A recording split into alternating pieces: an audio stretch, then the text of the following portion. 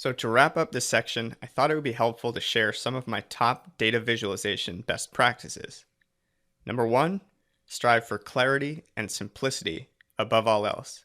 Power BI has a lot of tools, a lot of features, a lot of bells and whistles, but remember that sometimes less is more. Your goal should be to maximize impact and minimize noise. It's all about balancing design and function. Number two, remember that your job isn't just to build charts and graphs. Your job is to create a narrative. So remember, without context, data is meaningless.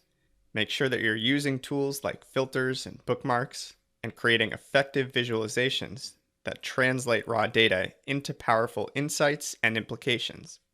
And finally, always ask yourself three key questions. Number one, what type of data are you visualizing?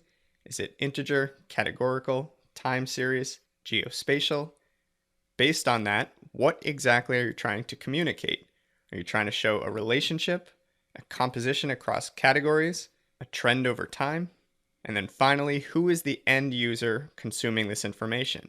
Because the report that you build for an analyst or a fellow colleague may look very different from a report that you would send to an executive.